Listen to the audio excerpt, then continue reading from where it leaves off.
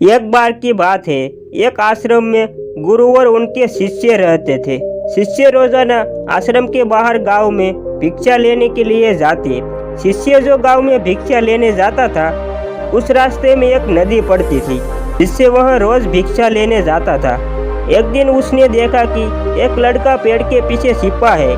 उसने लड़के के पास जाकर पूछा, भाई तुम इस पेड़ के पीछे छुप कर क्या देख रहे हो?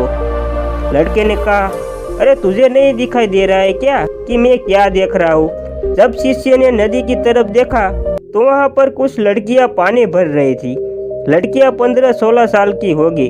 तब शिष्य ने लड़के से कहा, अरे भाई यहाँ पर तो लड़कियाँ पानी भर रही है, इसमें छिपकर देखने वाली क्या बात है?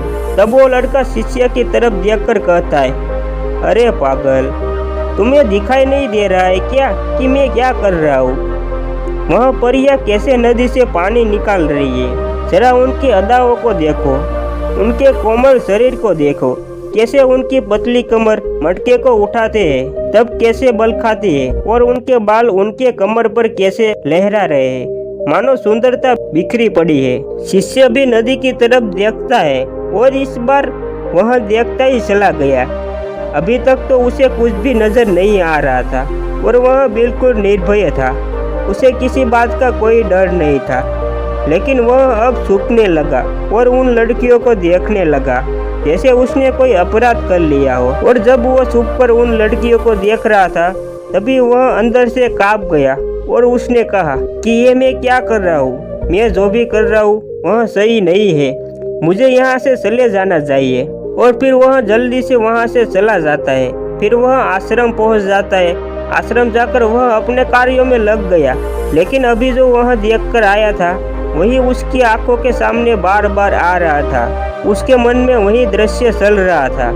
उसका मन वही सब देखने के लिए ललचा रहा था। उसका किसी भी काम में मन नहीं लग रहा था। सुबह होते ही वह आश्रम से भिक्षा के लिए जल्दी निकल जाता और नदी के पास वाले पेड़ के पास जाता, जहाँ वह लड़का पहले से ही मौजूद रहता।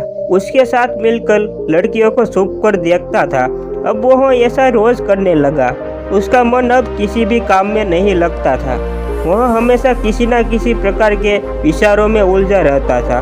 वह आश्रम के कार्य को भी ठीक ढंग से नहीं कर पा रहा था। न वो ठीक से सो पाता था और न ही ठीक से खाना खा पाता था। उसका मन बेचैन रहता था। उसका मन बार बार उन लड़कियों के सौंदर्य को देखने के लिए ललचाता था। जब गुरु भिक्षा देते तब उसका मन कहीं और विचारों में खोया रहता। गुरु ने अपने शिष्य की इन हरकतों को देखा। तब एक दिन गुरु ने शिष्य को अपने पास बुलाया और कहा, आज से मैं भी तुम्हारे साथ भिक्षा मांगने चलूँगा। तुम और मैं साथ साथ भिक्षा मांगने चलेंगे। तभी शिष्य ने गुरु को मना करते हुए कहा, नहीं गुरुदेव, आप क्यों परेशान हो रहे हो? मैं अकेला ही ठीक से भिक्षा मांग सकता हूँ। गुरु ने शिष्य से कहा, ठीक है, तुम अकेले ही भिक्षा मांगने जाओ। के बाद शिष्य अकेला ही भिक्षा मांगने के लिए निकल गया। शिष्य के जाने के बाद गुरु भी आश्रम से निकल गए और शिष्य का पीछा करने लगे कि वह कहाँ जाता है, किससे मिलता है। ये सब देखने के लिए उसके पीछे पीछे चलने लगे। थोड़ी दूर जाने के बाद गुरु ने देखा कि उनका शिष्य एक लड़के के साथ एक पेड़ के पीछे अपराधी की तरह छिपा हुआ है और छिपकर कुछ देख रहा है। गुरु भी अपने शिष्य के पीछे जाकर खड़े हो गए, ये देखने के लिए कि आखिर उनका शिष्य क्या देख रहा है, जिसके लिए वह पेड़ के पीछे अपराधियों की तरह छिपा पड़ा है। गुरु ने देखा कि उनका शिष्य पेड़ के पीछे छिपकर लड़कियों को देख रहा है जो नदी से पानी भर रही है। तभी गुरु ने शिष्य से कहा, क्या तुम लड़कियों से भी भिक्षा लोगे? गुरु की आवाज़ सुनकर शिष्य का मन घबराया और उसके पसीने छूटने लगे। वह थर थर काँप रहा था, जैसे कि चोर को पकड़ते समय रंगे हाथों पकड़ लिया हो। उसकी हालत खराब हो गई। वह कुछ भी बोल नहीं पा रहा था। वह लड़का जो शिष्य के साथ था वहाँ से भाग गया, जिससे शिष्य और भी ज्यादा घबरा गया। उसके मुंह से कुछ टूटे फूटे शब्द ही निकल रहे थे। वह अपने गुरु से भी नजर मिलाने का साहस नहीं कर पा रहा था। गुरु ने शिष्य की ओर देखा और कहा, मेरा शिष्य तो निर्भय है, उसे तो किसी भी चीज का डर नहीं है। लेकिन ये क्या, तुम तो डर के मारे कांप रहे हो। शिष्य ने गुरु से कहा, मुझे माफ़ कर दो, इसमें मेरा कोई दोष नहीं है। उस लड़के ने मुझे बहका दिया था, लेकिन मैं आपसे वादा करता हूँ कि आज के बाद मैं दोबारा ऐसा कभी नहीं करूँगा, मुझे माफ़ कर दो। गुरुदेव ने कहा, कोई बात नहीं, पर इस बात का तुम ध्यान रखो कि हम जैसी संगति करते हैं वैसा ही फल हमें प्राप्त होता है। हम जैसी संगति करते हैं उनके विचार हमारे अंदर प्रवेश करते हैं, इसलिए अच्छी संगति करो ताकि तुम्हारे अंदर अच्छे विचार प्रवेश पाए। फिर गुरु और शिष्य आश्रम लौट आए और फिर से आश्रम के कार्यों पर ध्यान देने लगे। उसने उस रास्ते को छोड़ दिया और दूसरे रास्ते से जाने लगा।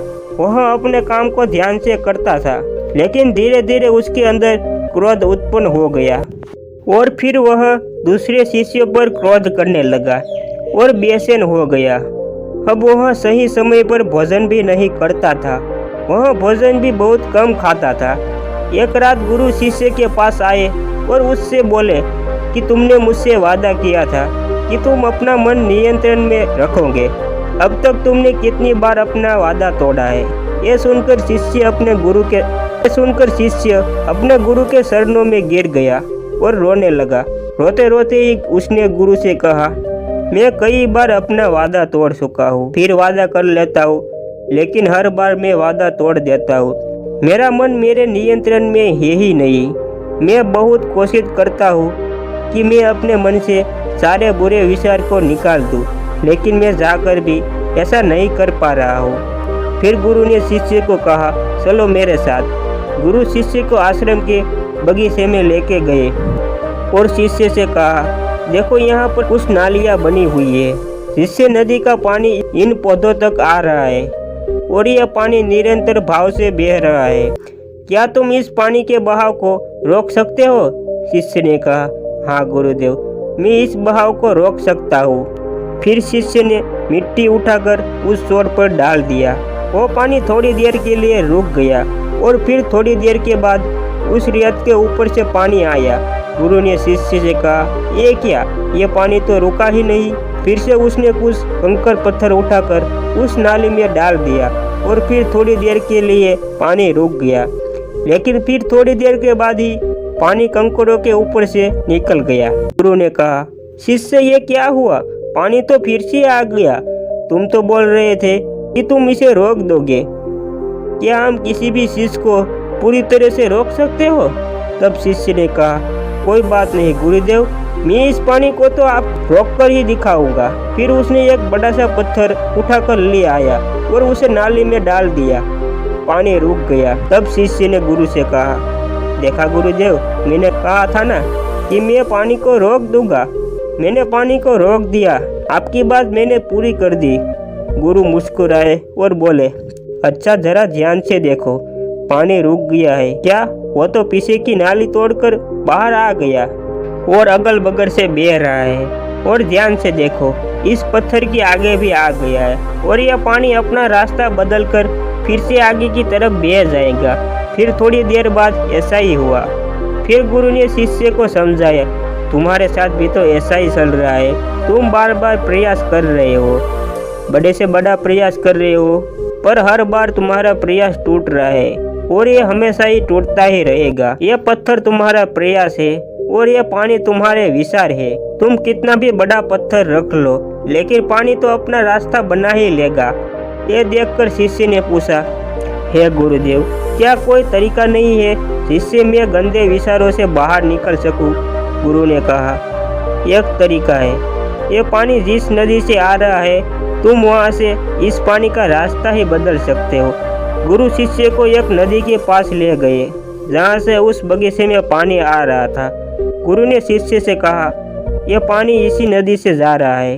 अगर हम यहीं से उसका रास्ता बंद करते हैं जहाँ से पानी बगीचे में जा रहा है, तो क्या हम पानी को रोक नहीं सकते? शिष्य ने कहा, हाँ गुरुदेव, अवश्य ऐसा हो सकता है। मैं इस पानी को यहीं से बंद कर देता हूँ, आगे की नाली में पानी जाएगा ही नहीं। फिर गुरु ने कहा, शिष्य, अगर पानी बगीचे में नहीं जाएगा तो पेड़ पौधों को पानी कहाँ से मिलेगा? उन पेड़ पौधों को पानी की आवश्यकता है।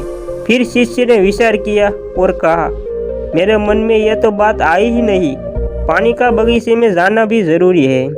गुरु ने कहा, और उन पेड़ पौधों में कुछ ऐसा है जिनको रोज पानी की आवश्यकता है, वो तो मुरझा कर मर ही जाएंगे। पानी तो हमें खोलना ही होगा। शिष्य ने गुरु की बात सुनकर पानी का रास्ता खोल दिया। तब गुरु ने पूछा, अगर हम इस नदी के पूरे पानी को बगीचे की तरफ मोड़ दे तो क्या होगा? शिष्य ने उत्तर दिया, गुरुदेव, वहाँ पर जितने भी पेड़ पौधे हैं वो सब गलकर नष्ट हो जाएंगे और वहाँ पर कुछ नहीं बचेगा। गुरु मुस्कुराए और बोले, तुम इस बात को समझो, हमें किसी भी चीज को रोकना नहीं है, बस हमेशा संतुलन बनाए रखना है। गुरु ने शिष्य से कहा, अगर मैं तुम्हें कुछ कहूँ कि तुम आम के बारे में मत सोचो तो तुम्हारे मन में सबसे पहले किसका चित्र आएगा? शिष्य ने बोला, गुरुदेव, मेरे मन में तो पहला चित्र आम का ही आएगा। गुरुजी ने कहा, जब हम गंदे विचारों को जबरदस्ती रोकने का प्रयास करते हैं तो वे और भी मजबूती से हमारे अंदर प्रवेशते हैं, इसलिए हमें उन्हें कभी भी दबाने की कोशिश नहीं करनी चाहिए। फिर गुरु ने शिष्य को कहा, हमारे गंदे विचार बुरे लोगों की संगति करने की वजह से भी आते हैं। कभी कभी कामुकता हमारे अंदर होती नहीं है, लेकिन कुछ गलत संगत लोगों से साथ रहने की वजह से हमारे अंदर हावी हो जाती है। फिर शिष्य ने कहा, गुरुदेव, आप सही कह रहे हैं, मैं अपने मार्ग से भटक गया था। फिर वह शिष्य उस रात बहुत ही चैन की रात सोया। सुबह अपने कार्य को पूरे मन से किया और फिर सुबह भिक्षा लेने के लिए वह उसी रास्ते से गया जहाँ वह लड़का आज भी पेड़ के पीछे छिपकर उन लड़कियों को देख रहा था। वह शिष्य नदी पर गया जहाँ पर लड़कियाँ पानी भर रही थी। उसने उन लड़कियों से पानी मांगा और उन लड़कियों में से एक लड़की ने पानी पिलाया और उस शिष्य के शरण छुए। शिष्य ने उसे आशीर्वाद दिया कि तुम्हारा कल्याण हो। शिष्य की मानसिकता सकारात्मक ऊर्जा से भर जाए। उसके चेहरे पे मुस्कान आ गई थी, जैसे कि उसने कुछ खोया हुआ वापस मिल गया हो। वह वापस अपने रास्ते से जाने लगा। तभी पीछे से वह लड़का आ गया जो पेड़ के पीछे छिपा हुआ था। वह शिष्य के पास आया और बोला, क्या बात है, आज तो तुमने नजदीक से दर्शन कर लिए, तुम तो मुझसे भी आगे निकले। तब शिष्य ने कहा, हम हमेशा दूसरों के दर्शन करने में ही व्यस्त रहते हैं, अपने दर्शन कर ही नहीं पाते। तुम कब तक इस पेड़ के पीछे छुपाते रहोगे? किसी को पसंद कर लो, उसे बोल दो। अगर वो भी तुम्हें पसंद करती है तो शादी कर लो और उससे पहले तुम कुछ बन जाओ। अपने आप को पहचानो, ऐसे ही अपना समय बर्बाद मत करो। फिर वह लड़का रोज उस शिष्य से मिलने लगा और उसने उस लड़के को नदी पे न जाने के लिए प्रेरित किया। और फिर वह लड़का अपने जीवन में कुछ बनने के लिए संघर्ष करने लगा। तो तुमने देखा संगति का असर क्या होता है। अपनी संगति बदलो, अपने विचारों को बदलो। गुरु ने शिष्य से पूछा, क्या तुम्हें अपने सभी सवालों का उत्तर मिल गया? तब शिष्य ने कहा, हाँ महात्मा जी, आपका धन्यवाद। तब गुरु ने शिष्य से कहा, जब तुम्हारे मन में गंदे विचार आए तब तुम अपने आप को दोषी मत मानो। ये शरीर है और ये सब इसने हजारों वर्षों से सीखा है।